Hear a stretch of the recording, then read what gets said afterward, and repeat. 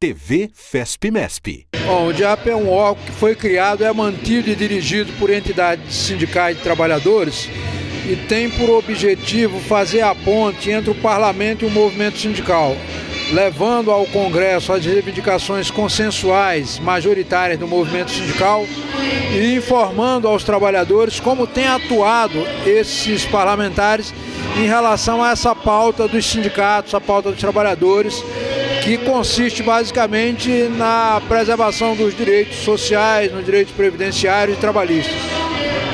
Como você avalia a sua palestra aqui na prestação de conta da FESP-MESP com a presença de mais de 60 sindicatos?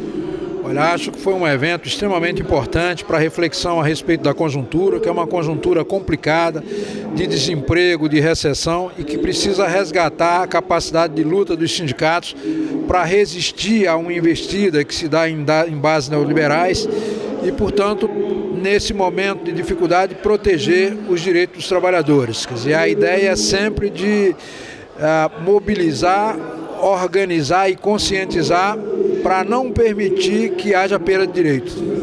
Toninho, como mudar, infelizmente, essas imagens das instituições? Há um desgaste de sindicatos, federações. Na sua avaliação, está faltando mais trabalho de base, está faltando contato com mais dirigente? Como você avalia essa atual conjuntura? Pois é, acho que o movimento sindical brasileiro deve adotar um código de autorregulação, definindo regras para que a partir das centrais, para que os sindicatos, federações e confederações adotem posturas que tenham mais sintonia com a base, porque afinal de contas o dirigente sindical é um representante. E quando a gente escolhe um representante, ou seja, alguém para em nosso nome administrar um sindicato, legislar, etc., a gente faz com base num programa, com exigência de prestação de contas e quer também alternância no poder. Então o dirigente sindical precisa se adaptar a isto. Mas a experiência e o que eu vi aqui na federação me deixou muito bem impressionado, porque esses princípios mais gerais de transparência, ética e participação, pelo que percebi, se pratica aqui com muita intensidade, o que é muito louvável.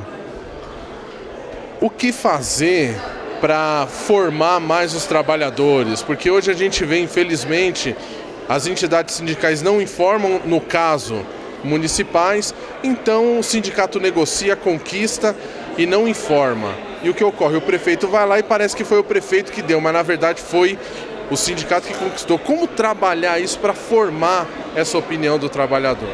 Perfeito, tem que desenvolver programa de formação, conscientizar politicamente o trabalhador e mostrar para ele que as conquistas que ele tem são resultado da sua luta, não são liberalidades ou vontades de governantes, é produto da luta e ele precisa ter consciência disso, inclusive para valorizar as suas conquistas.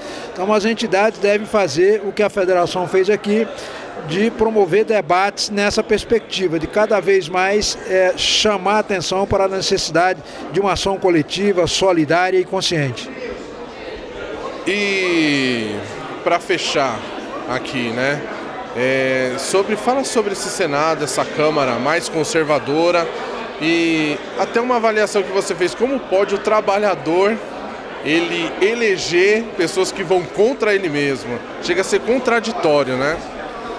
É verdade, nós temos no atual Congresso, um dos mais conservadores do período pós-redemocratização, que a gente pode classificar esse Congresso como conservador do ponto de vista social, liberal do ponto de vista econômico e atrasado do ponto de vista dos direitos humanos e do meio ambiente. E é uma lástima que os trabalhadores não tenham votado em candidatos identificados com seus propósitos, né, a ponto de ter havido um crescimento da bancada empresarial e um decréscimo, uma diminuição da bancada sindical. Isso pode custar aos trabalhadores alguns direitos, como, por exemplo, passou na Câmara com relativa facilidade o projeto de terceirização. Esperamos barrar no Senado, mas é uma demonstração de que faltou uma ação mais presente dos sindicatos na eleição de um grupo de parlamentares capazes de os defender no parlamento e impedir que matérias como essa da terceirização, que são prejudiciais aos trabalhadores, pudessem ter sido aprovadas.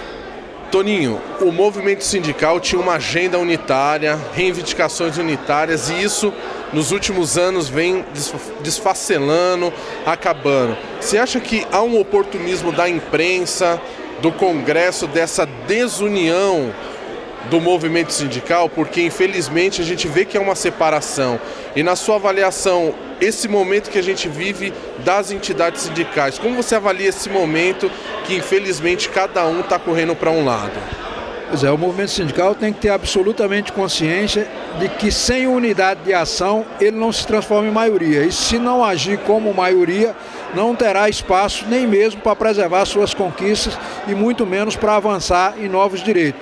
Então a unidade de ação é fundamental. Foi com ela que se conseguiu uma série de avanços importantes, como por exemplo, uma política de recuperação do salário mínimo, mudanças importantes como a que houve no sentido de reconhecer as centrais sindicais, e precisa cada vez mais intensificar essa unidade e ocupar os espaços de formulação de política pública no âmbito dos governos federal, estadual e municipal. Quanto mais dirigentes sindicais participarem dessas políticas públicas, mais direcionadas à proteção dos trabalhadores elas se destinarão.